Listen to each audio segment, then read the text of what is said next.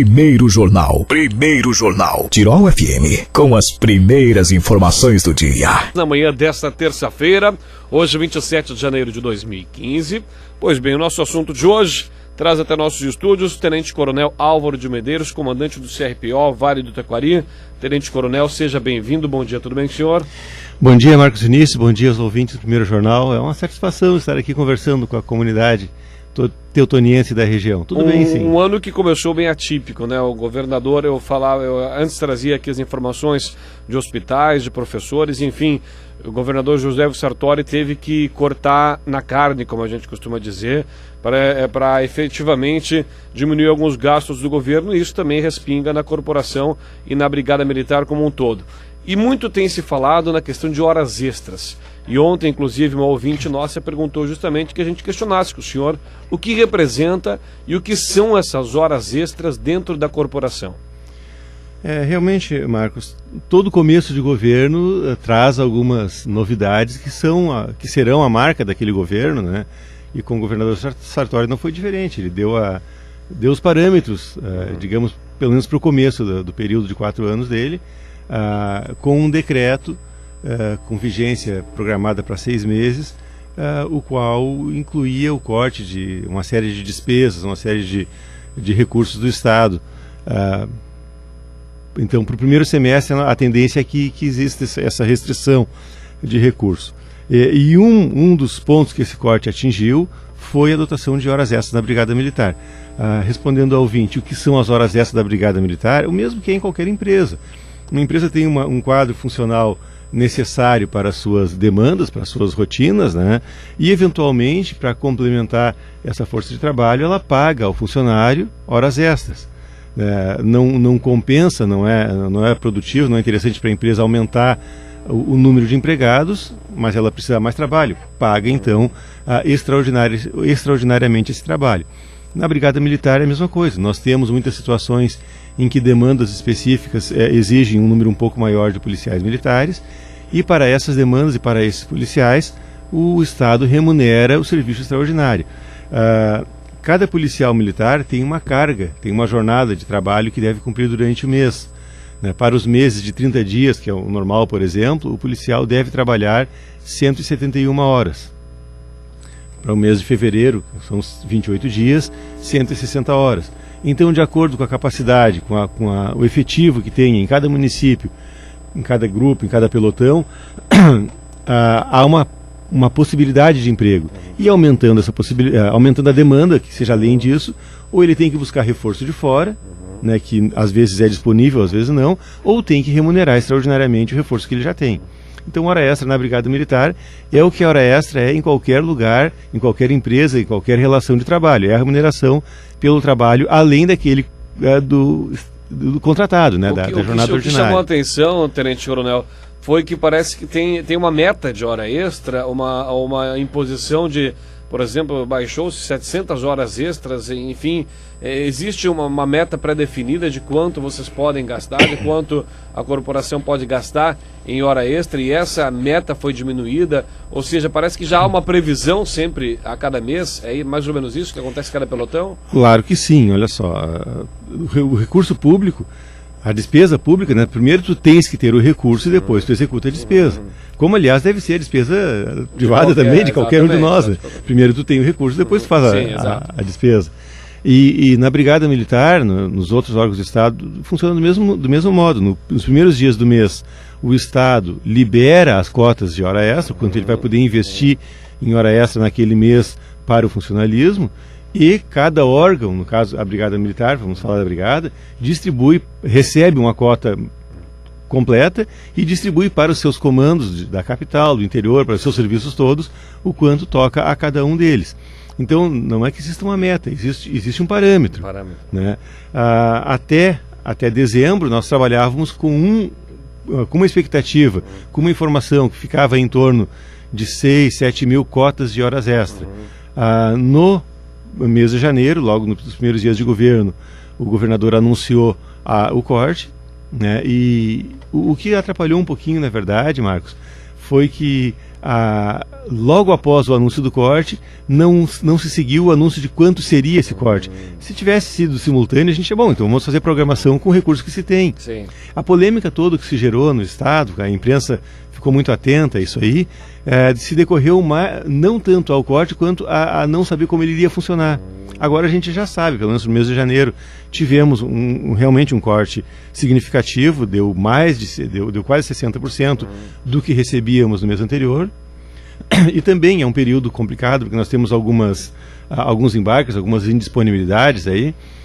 Então é um momento ruim para vir esse corte. Mas não impede, isso não inviabiliza o atendimento das rotinas, né? Com o nosso efetivo disponível na região, nos 38 municípios do Vale do Taquari, nós temos condições de manter o plano mínimo, de dar continuidade aos serviços essenciais, mesmo que não houvesse hora extra. Com as horas extras e com algum aporte de outra natureza, a gente consegue realizar um pouco mais que o mínimo. Né? Mas não é uma situação que deva gerar uma intranquilidade ou um pânico aí às comunidades. Isso, né? Sempre acontece. Exato. Embora o comando da Brigada Militar tenha durante todo esse tempo avisado que não vai ocorrer diferente. Agora, outra questão que surgiu, questão de eventos, né? Houve aí durante a semana passada, porque a Brigada Militar não cobriria eventos no Rio Grande do Sul. Depois houve sim a informação de que a Brigada Militar continuaria com seus serviços. Essa questão de eventos, nós estamos aí, querendo ou não querendo, para começar o Campeonato Gaúcho de Futebol, por exemplo. Nós vamos ter um jogo em Lajeado que vai demandar de muita... O Internacional vem a Lajeado. O estádio deve estar cheio, estádio do Lajadense. Enfim, no interior do Rio Grande do Sul teremos jogos também. Só um exemplo. Esses eventos, essa grande aglomeração de pessoas, isso, como a Brigada Militar vai continuar tratando como ano passado, dando apoio, oferecendo o efetivo, ou vamos ter alguma modificação também nesses serviços prestados? É claro que sim, a Brigada Militar tem 177 anos de história e nesses 177 anos já passou por momentos mais favoráveis ou mais difíceis e nunca deixou de prestar o atendimento à comunidade. Então, não vai ser agora que isso vai começar, né? Agora, é claro, Marcos, é claro, ouvintes, que havendo uma redução do recurso disponível, nós tendemos a ter uma redução também na prestação do serviço. Então, eventualmente, alguma atividade que se fazia com mais pessoas, por exemplo, poderá haver uma redução no número de policiais empregados. Mas também para isso é que servem, por exemplo, as horas extras. Então, ao jogo Inter e Lajadense, a gente realmente espera, tem questão da Recopa e tudo mais, né? Deve haver um público importante, a Brigada vai estar lá, com certeza. Tem agora todas as festividades aí na região de Carnaval, né?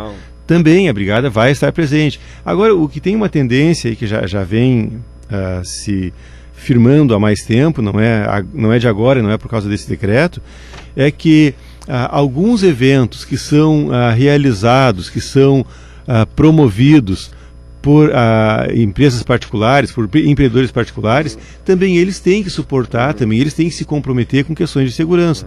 Porque veja só, o policiamento que é feito numa praça desportiva é feito com o mesmo policial que faz o policiamento geral nas cidades. Como ele não está em dois lugares ao mesmo tempo, se ele estiver no estádio, ele não está nas ruas. Né? Se ele estiver no baile de carnaval, ele não está nas ruas. Então, a gente tem procurado dar aos empreendedores também a parte dessa responsabilidade. Né? Se tu promoves um evento, tem que garantir também a segurança dos espectadores, das pessoas que comparecem, que vêm até a atividade que tu estás promovendo. Mas a questão do atendimento público, da segurança pública, é mantida igual pela Brigada Militar. Eventualmente, pode haver alguma manobra, alguma busca de recursos de um município vizinho. O próprio Comando Regional em Lajeado tem apoiado com seu efetivo administrativo também algumas demandas dessa natureza. Em algumas situações se estabelece, se planeja um aporte específico de horas extras para aquele evento. Então tu sabe quantas horas vai durar o evento e quantas pessoas tu vai empregar, tu destina horas para que não comprometa o serviço ordinário, né, o trabalho comum da Brigada Militar. Realmente assim, não há razão para preocupação. Isso eu acho que é o mais importante de tudo, alertar a população que não há razão para a preocupação que a Brigada Militar vai continuar exercendo o seu papel tão importante na nossa comunidade.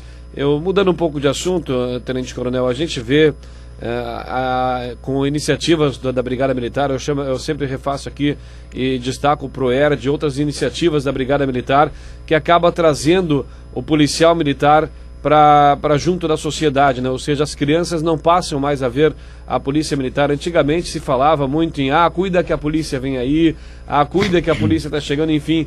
Essa participação do policial militar através do ProERD e de tantas outras iniciativas acaba também trazendo a Brigada Militar para junto da sociedade, para de fato efetivar esse papel tão importante que é necessário perante as nossas crianças e adolescentes. É uma mudança também nesse parâmetro de visão da corporação da Brigada Militar aqui no Rio Grande do Sul, né, Tenente Coronel?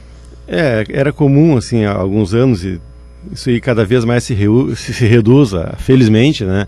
Até pais assustarem os filhos, né? Vou chamar o policial, vou chamar o brigadiano. Isso vai criando na criança, e aquele sentimento que tu cria na criança, ele se perpetua no adulto, né? É muito fácil tu plantar uma ideia numa criança, mas é muito difícil tirar essa ideia de um adulto.